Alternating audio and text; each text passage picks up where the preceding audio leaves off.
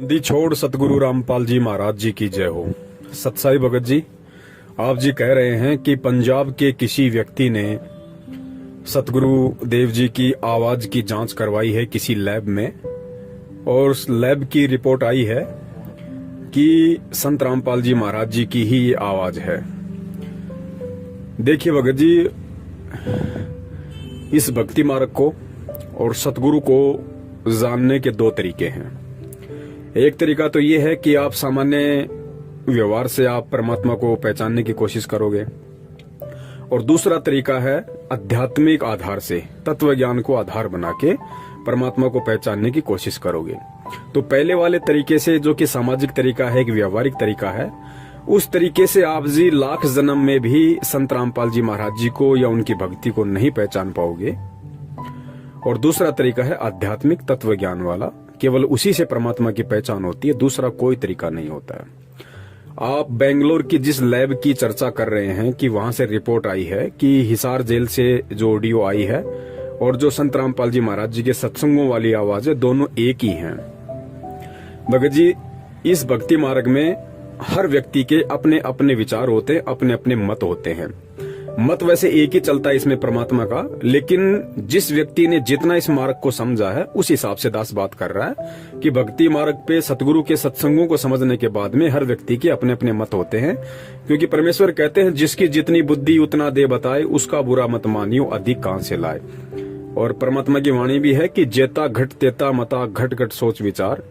तो भगत जी, यहाँ सबके अपने अपने मत हैं, सबके अपने अपने विचार हैं। कोई किसी प्रकार से भी सोच सकता है, किसी की सोच पे कोई भी प्रतिबंध नहीं है।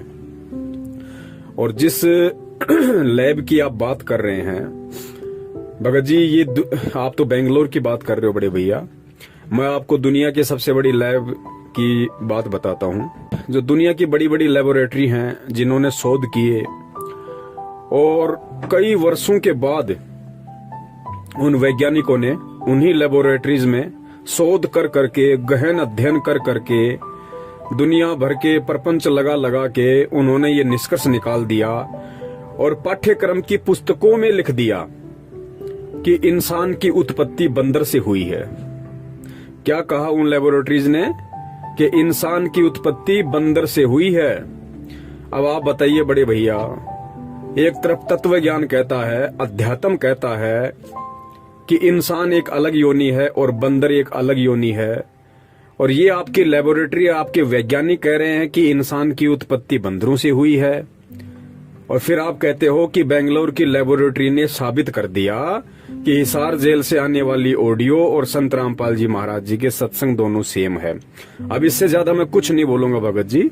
अब आप स्वयं निर्णय कर लेना कि परमात्मा को पहचानने के लिए और सतगुरु को पहचानने के लिए, सतगुरु को पहचानने का मतलब ये नहीं है कि भाई मेरा गुरु 6.5 फीट का है, मेरा गुरु गोरा चिट्टा है, मेरा गुरु ऐसे ऐसे शास्त्र प्रमाणित बातें बताता है, गांव धनाना का है, उनके बाप का नाम नंदलाल जी है, माता जी का नाम इंद्रो देवी है, एक भाई महेंद्र है जो भगोड़ा बन के घूम रहा है। ये सतगुरु को पहचानने का यही फॉर्मूला नहीं होता भगत जी। सतगुरु को पहचानने के लिए तत्व ज्ञान वाली आंखें चाहिए भगत जी। बाहर से तो परमात्मा जनमानुष की तरह, एक साधारण इंसान की तरह, एक आम व्यक्ति की तरह, एक सामान्य संत की तरह लीला कर रहा है। इस लीला में तरीके से लाख जन्म में भी आप उसको नहीं पहचान पाओगे।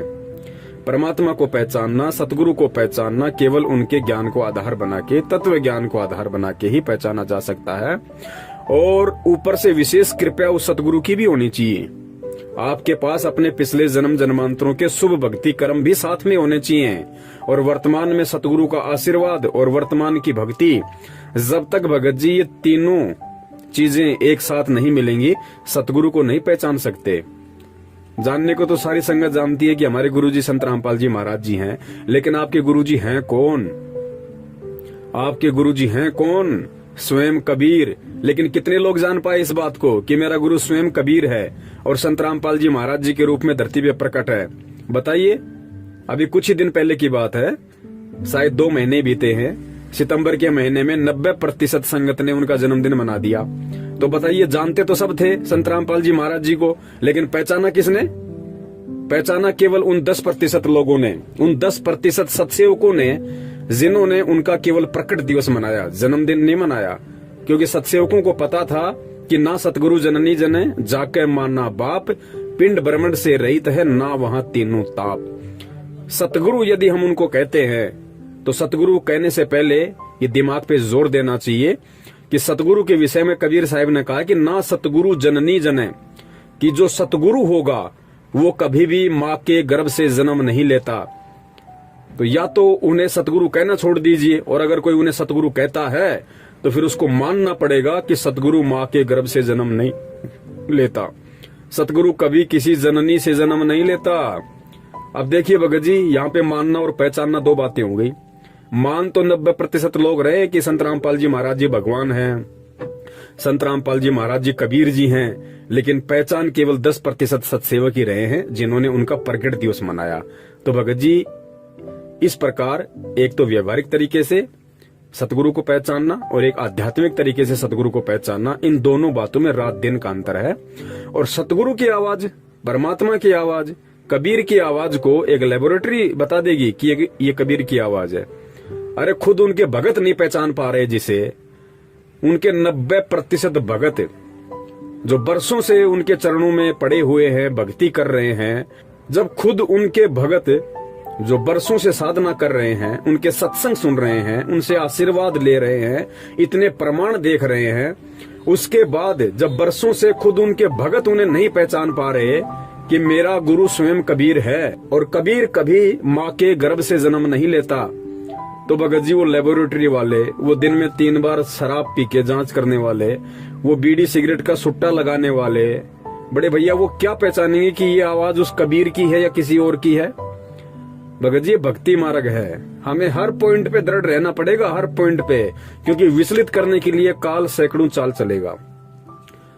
ये इस तरह की हजारों काल चलेगा इस समय विचलित करने के लिए। और परीक्षा सबकी है, परीक्षा मैनेजमेंट के पीछे लगे हुए लोगों की भी चल रही है, परीक्षा हम सत्सेवकों की भी चल रही है। और भगत जी, ये दुनिया के बड़े बड़े महान वैज्ञानिक और बड़ी बड़ी ये महान लेबोरेटरी, ये पिछले 8-10 महीनों से दिन रात चक्कर काट रहे हैं। इनके सर में दर्द हो गया, इनके सर्दियों में पसीने टपकने लग रहे हैं। ये आज तक एक उस कोरोना का तो ढंग से टेस्ट कर नहीं पाए, कोरोना की तो ढंग से रिपोर्ट पेश कर नहीं पाए कि वो कैसे फैलता है, क्या होता है, कैसे उसका उपचार होगा, कैसे वो मिटेगा, कैसे खत्म होगा, ये क्या भला है। आज तक उस कोरोना का तो भगत जी आपके साइंटिस्ट जांच कर नहीं पाए।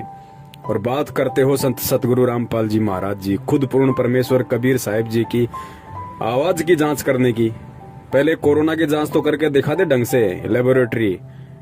सतगुरु का तो बहुत लास्ट में नंबर है, दुनिया खत्म हो लेगी उस समय तक। तो जब सतगुरु की जांच की बात आएगी ना, अब कौन कर देगा जांच सतगुरु की? भाई बता दीजिए, कौन कर देगा?